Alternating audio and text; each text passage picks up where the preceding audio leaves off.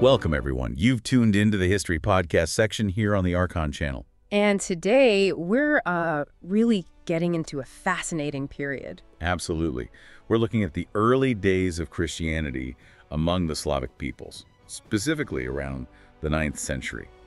We've gone through quite a bit of historical research, sort of piecing the story together. Yeah, the goal isn't just listing dates and names. We want to understand the dynamics, the culture, the politics, the faith.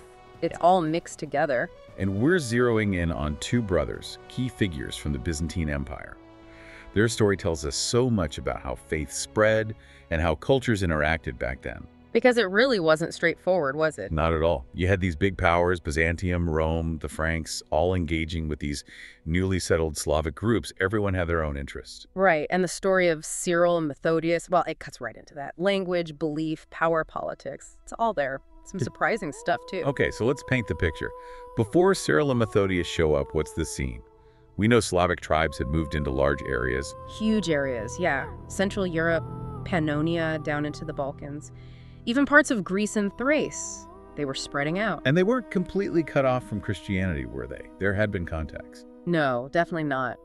Byzantium had made some early efforts, among the Croats, for instance, way back under Heraclius, and later with Slavs closer to their own territories. But it sounds like those were maybe sporadic or faced challenges? They did. I mean, using coastal cities like Split or Zara helped, but it wasn't a systematic push everywhere. And Rome was in the mix, too. How so?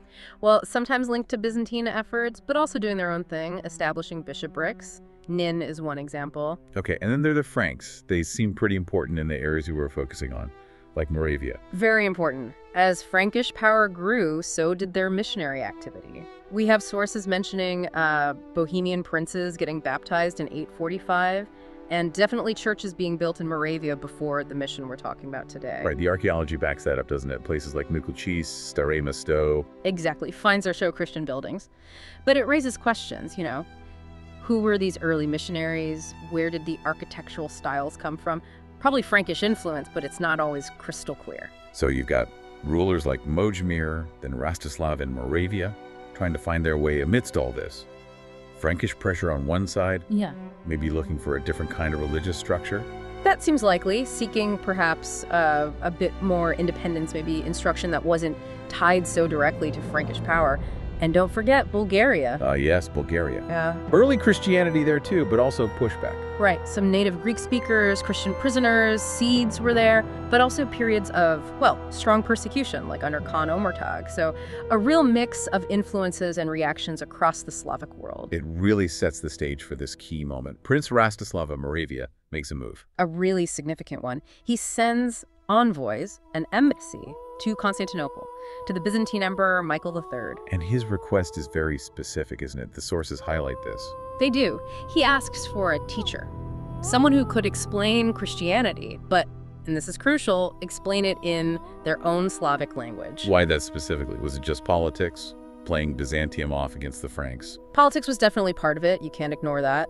But the sources really emphasize a desire for understanding. The Latin liturgy used by the Frankish missionaries, it wasn't accessible to most people. Rastislav seems to have wanted his people to actually grasp the faith. Okay, so it's a request for teaching, for clarity in their own tongue. And how does Byzantium respond? The emperor's response is, frankly, remarkable. He chooses two brothers, Constantine, who later becomes known as Cyril, and Methodius. And these weren't just any officials. Tell us about them. They were Greek, right? From Thessalonica. Yes, Greek scholars deeply rooted in the Byzantine world. Constantine especially was a major intellectual figure in Constantinople, a philosopher, a scholar, taught at the university, even a student of the famous Patriarch Photius. So top-tier Byzantine education and intellect. Absolutely. He'd already been on important missions debates with Muslim scholars representing the empire among the Khazars, known for his sharp mind, his theological skill. Methodius. His brother. He'd had administrative experience before becoming a monk, a capable figure in his own right. But together, commissioned by the emperor, they embark on something quite radical, drawing on that deep Greek learning. Which was? The creation of an alphabet, specifically for the Slavonic language, what we now call Glagolitic. Wow, not just using Greek letters, but inventing a whole new script. Exactly. Now, scholars debate the origins and development, especially its relation to the later Cyrillic script. but the sources we have point to Constantine as the creator of an alphabet tailored for Slavic sounds. And the purpose behind this massive undertaking? Translation: to put the essential Christian texts into Slavonic, so the Gospels, key parts of the liturgy. Adapting the Greek Orthodox service. Yes, the structure. And the sources even note specific translation choices they made, like finding Slavonic words for Greek liturgical terms, like apodipnon. The evening service, they called it navichenica. So, not just word for word, but thoughtful adaptation. What else do they translate? Important texts like the Nomocanon, basically, church law books for guiding confession, maybe even some of Constantine's own theological writings. It was about building a whole literate Christian culture. This really highlights something about the Byzantine approach here, doesn't it? Based on the sources, anyway. It really does. Think about it. Instead of saying, okay, you want Christianity, learn Greek, which was the language of their empire, their high culture. Or Latin, like the Franks were using. Exactly. Instead, the emperor sends these brilliant Greek scholars, and their task is to create the tools for the Slavs to access faith and learning in their own language. It was a direct answer to Rostislav's request for teaching in our language. That feels different, almost like a validation of the local language and culture rather than an imposition. I think that's a fair way to put it. The sources suggest it wasn't about making Slavs into Greeks. It was about, perhaps, a genuinely Christian impulse to make the message understandable, accessible, respecting their identity. A very different model than linguistic imperialism, you might say. You could. It was about enabling understanding, empowerment through their own language. But launching this in Moravia, introducing a new script, a new liturgy, it couldn't have been smooth sailing. Oh, absolutely not. They established the Slavonic liturgy, started training disciples, and ran straight into conflict. From whom? Primarily the Frankish clergy already there. They were deeply opposed. They clung to what's sometimes called the trilinguist idea. Trilinguist. The belief that liturgy, Holy Scripture, could only be in Hebrew, Greek, or Latin, the languages supposedly on Christ's cross. Using Slavonic was, to them, heretical. So, a major theological roadblock. How did Cyril and Methodius handle that? Well, Constantine was a brilliant debater. And it's interesting, the sources note that Methodius' students later became quite adept at defending the Slavonic liturgy, using, ironically, sophisticated Greek theological arguments they'd learned. It shows the quality of education they received. And the liturgy itself, was it purely Byzantine? The sources hint it might have been a blend, perhaps incorporating some Roman elements alongside the core Byzantine structure. Again, maybe a practical adaptation to the realities they found. We don't have the exact prayer books, but the suggestion is there. What about the physical churches? Did they build grand Byzantine structures? Not really, no. Archaeology suggests they used or adapted existing churches, places like Sidi Mikulicis again. The architecture isn't like Hagia Sophia, it's more practical, using local styles and materials. It was about function, not necessarily replicating Constantinopolitan grandeur. Facing all this opposition, they made a significant journey, didn't they, to Rome? Yes, a crucial trip. Why exactly? Maybe invited by the Pope, maybe seeking validation for their work against the Frankish opposition, maybe a bit of both. They also brought relics believed to be of St. Clement, which was a big deal in Rome. And how were they received? Yeah. Did Rome shut down the Slavonic liturgy? Surprisingly, no. They were actually successful. Constantine, with his intellectual firepower, argued their case before the papal authorities, and Popes Hadrian II and later John VIII actually approved the use of the Slavonic liturgy. Really? The Pope approved it, despite the Frankish objections? Yes. It's quite remarkable. Some later papal letters defending the Slavonic liturgy even seem to use arguments that sound very much like the ones Constantine likely presented. That's fascinating. But Constantine's time was running short, wasn't it? Tragically, yes. While in Rome, he felt his end was near, took monastic vows becoming Cyril, but died just about 50 days later. So Methodius had to carry on alone? He did, and he returned with significant backing. The Pope consecrated him as archbishop with authority over a large area, Pannonia and Moravia. That must have strengthened his position. You'd think so, but the struggles intensified. The Frankish clergy didn't give up, and local politics got messy.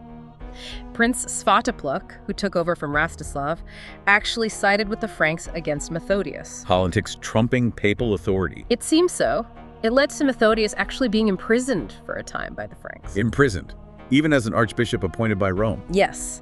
It took direct intervention from Pope John VIII to get him released. Even then, he faced constant pressure and political maneuvering until his death. A difficult path right to the end. Did he name a successor? He did. He appointed Gorazd, one of his local Moravian disciples, a Slav, which itself tells you about the ongoing tensions and the desire to solidify the local nature of the church he'd built. So the mission in Moravia itself had this incredibly complex, ultimately challenged existence. But the story doesn't end there, does it? The legacy went much wider. Much wider. After Methodius died and the opposition really cracked down, his disciples were forced to flee Moravia.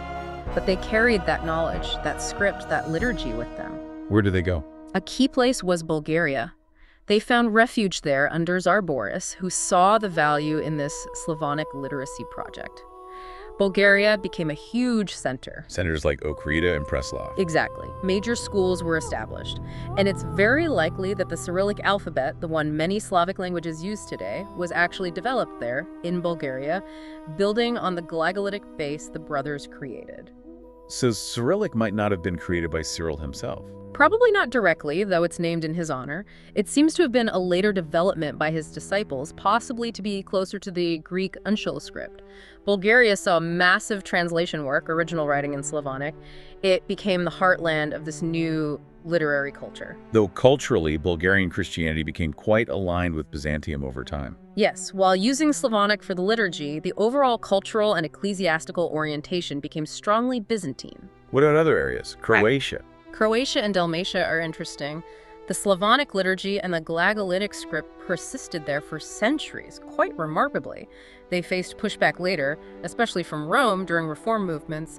Synods in Split tried to suppress it. And they had that tradition linking Glagolitic to St. Jerome. Yeah, a fascinating local belief trying to give the script an ancient Latin-approved pedigree, perhaps, shows how deeply embedded it became.